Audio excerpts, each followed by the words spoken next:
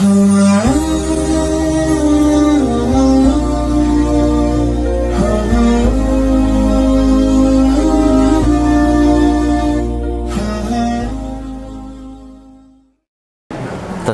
atau bagi seorang yang dalam detik-detik meninggal dunia, yang bukan mungkin ya, pasti kita semua nanti akan mengalami. Kita semua pasti akan mengalami yang namanya kematian.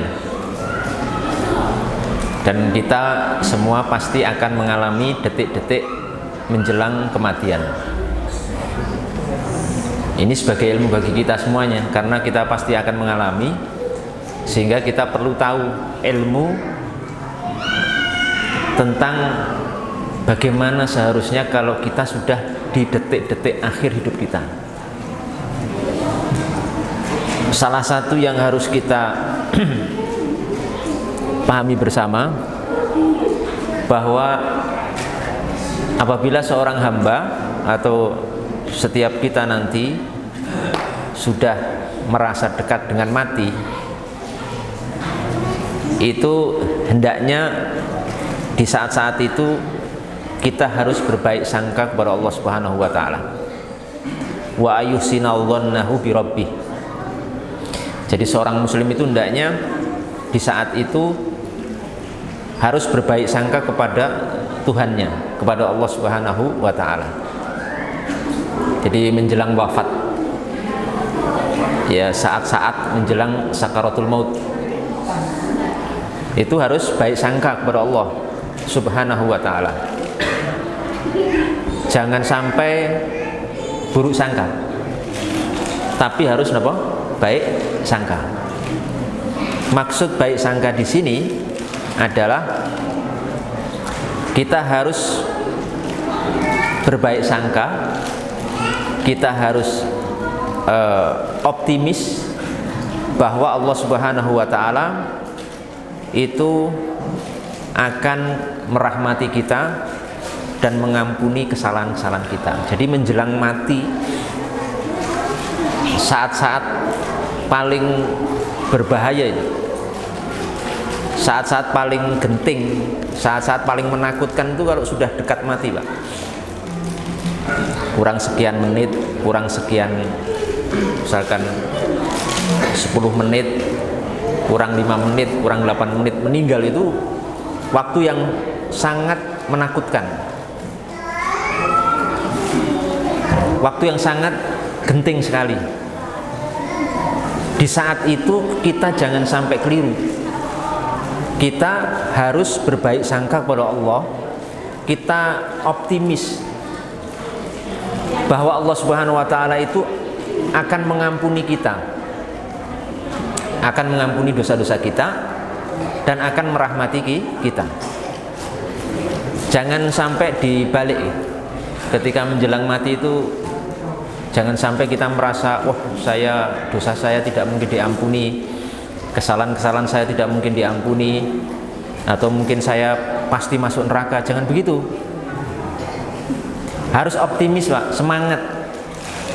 Andai pun saya meninggal, saya optimis Allah akan mengampuni dan merahmati saya. Begitu harusnya, begitu.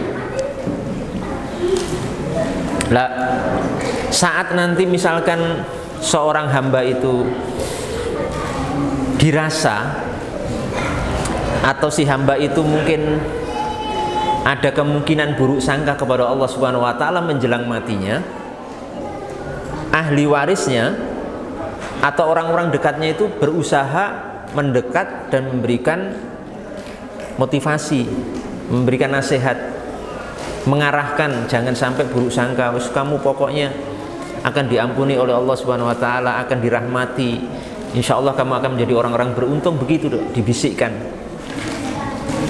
saat menjelang kematian. Jangan dibiarkan bingung sendiri, karena memang nanti menjelang kematian itu waktu yang sangat sulit, Pak. Sangat sulit sekali. Jadi jangan dibayangkan, kita membayangkan saat ini ya, maksudnya oh gampang. Kita kan masalahnya saat ini masih sehat walafiat, masih gagah, masih kuat, kayak gampang gitu ya. Menjelang kematian nanti gampang gitu. Ya kan karena kita belum pernah kan mengalami. Jenengan pun pernah mengalami mau mati dari? Belum kan? Belum kan? Jadi belum bisa merasakan mati yang sesungguhnya maksudnya.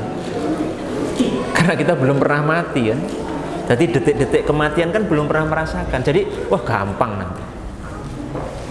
Tapi nanti ketika sudah mengalami benar-benar di detik-detik itu kita berada posisi kita, baru kita akan panik, akan ketakutan. Makanya biasanya di saat-saat seperti itu rawan seorang niku buruk sangka kepada Allah Subhanahu wa taala. Tidak boleh nih. Harus baik sangka, harus optimis. Berdasarkan sebuah hadis Nabi Muhammad SAW yang diriwayatkan oleh Imam Muslim dari sahabat Jabir bin Abdullah radhiyallahu taala anhu. Jabir itu pernah mengatakan, "Sami itu an-nabiy sallallahu alaihi wasallam yaqul qabla mauti bi thalath." Nabi Muhammad SAW, aku kata Jabir bin Abdullah, aku pernah mendengar Nabi Muhammad SAW niku mengucapkan satu ucapan 3 sebelum kematiannya. Yang zahir di sini 3 hari. Wallahu taala alam. Yang saya tahu itu 3 hari sebelum kematian beliau. Beliau itu mengatakan atau bersabda satu hadis. Beliau menyatakan apa? La yamutanna ahadukum illa wa huwa yuhsinu dhanna billahi ta'ala.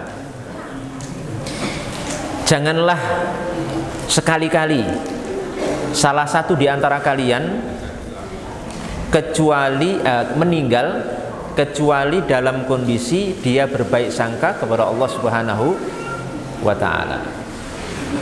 Wa huwa yuhsinu dhann billahi ta'ala. Di sini wa huwa, kalau panjenengan belajar nahwu ini ku jumlah haliyah. Bahwa sampai akhir itu jumlah haliyah, artinya menunjukkan kondisi keadaan kita niku. Jangan sampai kalau kita menjelang kematian akan meninggal dunia, itu jangan sampai kita kecuali punya satu kondisi aja. Apa niku? Berbaik sangka kepada Allah Subhanahu wa taala. Penting sekali nih. Penting sekali. Harus optimis. Allah akan mengampuni dosa kita sebanyak apapun. Allah akan merahmati kita. Karena memang sesungguhnya semua hamba Allah Subhanahu wa taala itu masuk surga bukan karena amalnya, tapi karena apa? Rahmat Allah Subhanahu wa taala. Bahkan Nabi Muhammad SAW sendiri sebagai seorang rasul niku masuk surganya dengan rahmat Allah.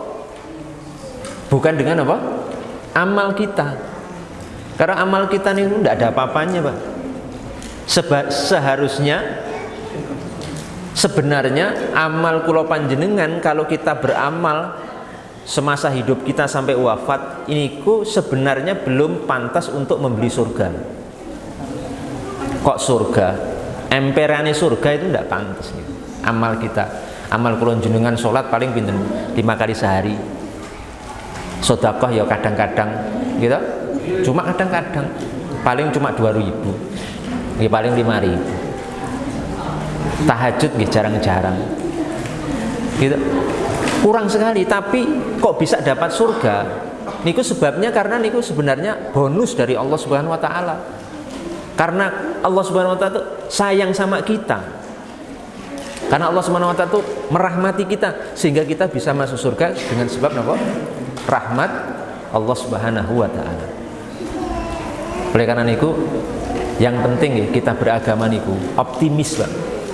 Yang penting kita taat kepada Allah, kewajiban kita lakukan, gitu. Sunnah kita usahakan, kita lakukan juga semampu kita. Jangan maksiat. Bismillah, insya Allah Allah akan merahmati kita dan memasukkan kita ke dalam surga.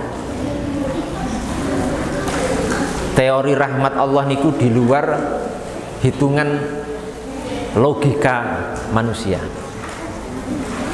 Ada orang preman, penjahat, dosanya banyak, bahkan mungkin dosanya sepenuh langit dan bumi. Itu kalau di logika, pakai logika kita, itu masuk neraka seharusnya. Kalau meninggal orang seperti ini masuk neraka. karena hidupnya penuh maksiat. Tapi dengan teori rahmat Allah bisa jadi masuk surga. Ini kan yang kita pelajari seperti ini. Kalau pengajian ini kan teori syariat, bukan teori rahmat. Makanya ada kisah seorang perempuan pelacur masuk surga. Seharusnya kalau pelacur itu masuk apa? Hah? Seorang pelacur wanita, maaf ya, yang menjual diri, berzina, kerjaannya berzina tiap hari, panjenengan coba bayangkan. Ya misalkan profesinya niku 10 tahun, tiap hari berzina, berarti 10 tahun berzina ini berapa ratus hari? Setahun berapa hari ini?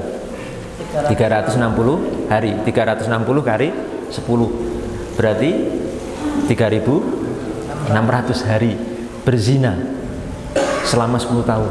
Niku teori syariat niku masuk neraka sebenarnya. Tapi teori rahmat Allah, gara-gara memberi minum seekor anjing yang akan mati, ternyata masuk surga. Jadi teori syariat niku kalah dengan teori rahmat. Jadi makanya kita jadi umat Islam niku jangan sampai terlalu panik. Panik dalam arti jangan terlalu takut, wah nanti nek masuk neraka bagaimana nek. Jangan terlalu panik.